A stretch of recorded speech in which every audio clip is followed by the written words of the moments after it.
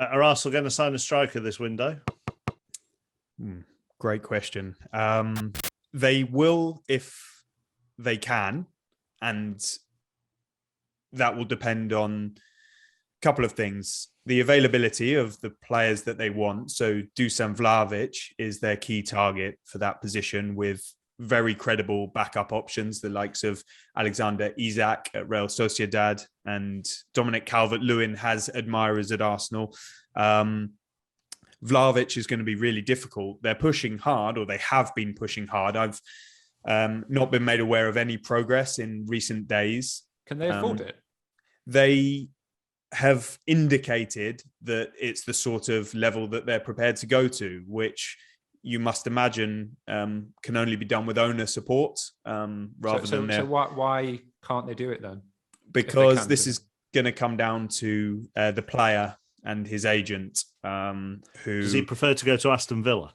Yeah, there's always that risk, the Newcastle dilemma.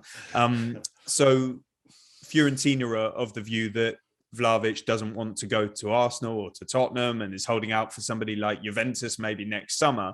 And the agent is said to be heavily involved in this situation, as you would probably expect, but have a strong influence over the destination. And from what I hear and the calls I make and the conversations I have, the Fiorentina-Arsenal bit will not be the problem. And so you never know as the window goes on, perhaps with 18 months to go on his contract, Fiorentina could have an influence over him and his decision if there is an offer that comes in that's suitable for them. But yeah, the players' side is tricky. And then another factor in all of this is what's going to happen with Aubameyang, because he appears not to be in Arteta's plans at the minute. Can they get him out on loan? But his salary is huge, so there may have to be some agreement reached if they do not integrate just Aubameyang or Lacazette and then Ketier as well. Absolutely, Mark. So Lacazette's out of contract in the summer with no news on a new deal. We would expect him to be leaving as things stand. I think he wants a longer term contract wherever he is next, and Arsenal are not prepared to give him that long. They've, I'm sure, looked into some sort of compromise, incentivized type deal, but if he has better offers from elsewhere, I'm sure he'll take them. And Arsenal need to decide if it's right to be hanging on, however well he's been playing. And Ketier is a player that Mikel Arteta has said he wants to keep, but he's turned down a new contract. There is interest in him. Arsenal, as I reported in my mailbag last week, have recently turned down an approach from Borussia Mönchengladbach in the Bundesliga. They would be among the clubs who I think, if they can't sign him permanently, would look to do a pre-contract agreement in January and take him as a free agent in the summer. And I think that's most likely the way he's going to go, a free agency in the summer. But let's see. And then, you know, they're supposed to be loaning out following Balogun with Middlesbrough at the front of the queue for him as well. So they're looking threadbare in attack as things stand.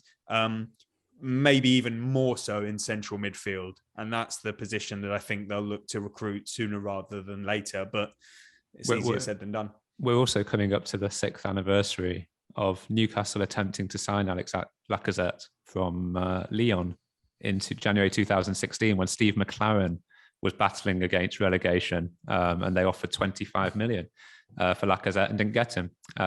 So natural end to the curve. Maybe they'll get him now.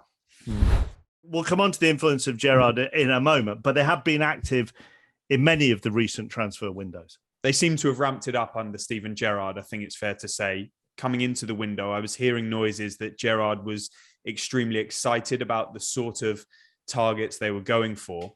And early indications would suggest with some justification, because pulling off the Coutinho deal, if he's still got what we've seen in him before, and he's only, I think, 29 years old.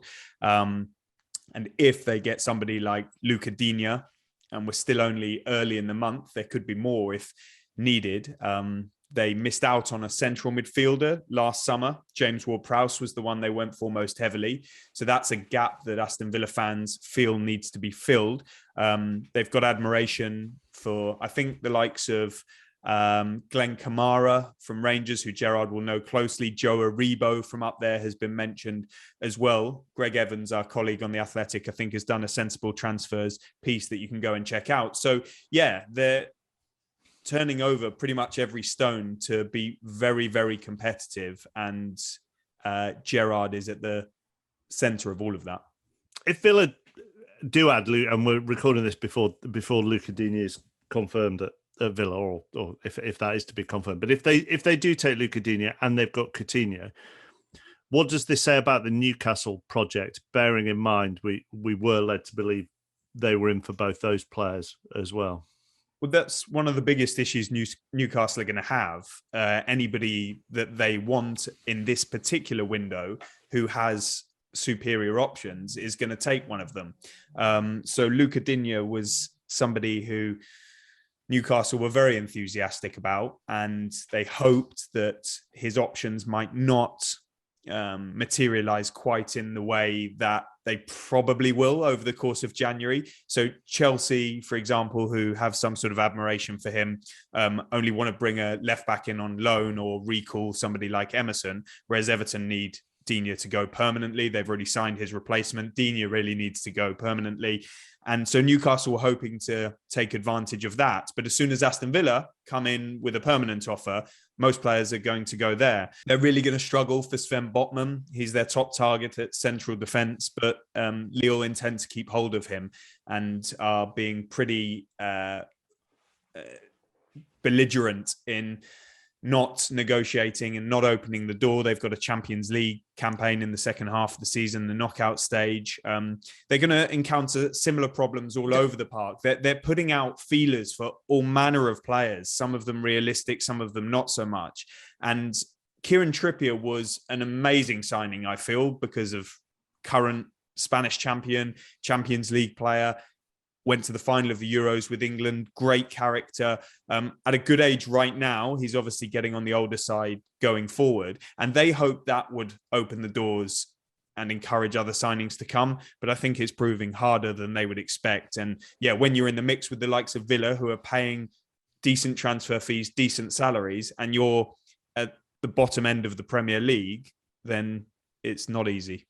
I think it's also, there may be certain clubs, I don't know if this is the case for Lille, who might just be thinking, well, let's just see how long Newcastle are prepared to wait and how desperate they might become as the month goes on. If you've only got Kieran Trippier in by 25th of January, then I imagine what you're prepared to pay for Sven Botman, particularly if you've not had a good result at home to Watford at the weekend, might start changing. And it's just kind of a risk reward in terms of, okay, so that Newcastle could step away from Sven Botman and go and sign someone else, then you miss out on that transfer. But I think Lille would probably look at it and think, well, we've got a player who we know is really good here that we will be able to sell at some point if we really want to. There'll be a market for him, won't there, whenever they choose to sell him.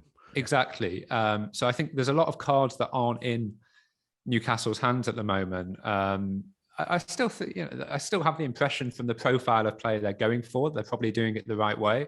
To be fair, this month, but it's just not going to be easy because you're trying to sign a player who will be thinking I might not be in the Premier League next season.